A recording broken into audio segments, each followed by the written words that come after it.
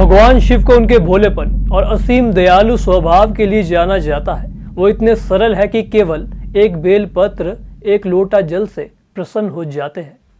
लेकिन यही महादेव जब क्रोध में आते हैं तो उनके ऐसे ऐसे भयंकर अवतार प्रकट होते हैं जिनसे संपूर्ण ब्रह्मांड थर्रा उठता है।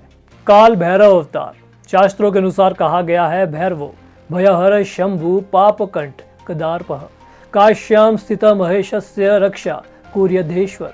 अर्थात भगवान भैरव ही भय का नाश करने वाले और पापियों के अहंकार को तोड़ने वाले हैं, जो काशी में स्थित होकर स्वयं महेश की रक्षा करते हैं।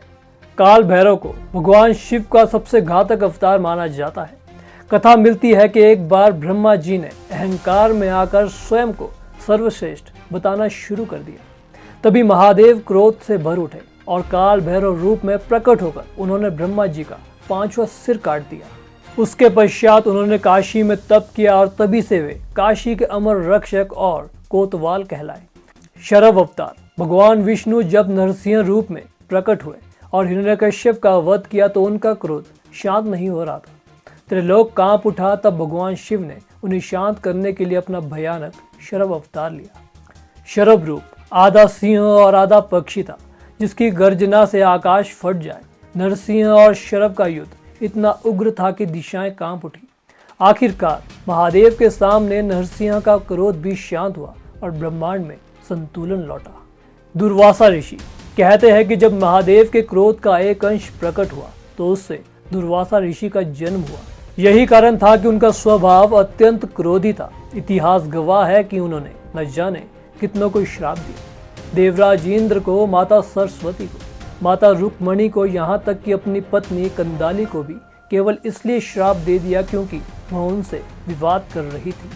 शास्त्रों के अनुसार कहा गया है, क्रोधाद्वभवति संघारः क्रोधाद्वभवति दारुणम् क्रोधाद्वभवति पापम च तस्मात् क्रोधम विवर्जयेत्। अर्थात क्रोध से संहार होता है, विनाश होता है, पाप होता है, इसलिए क्रोध का त्याग ही सबसे बड़ा धर्म है।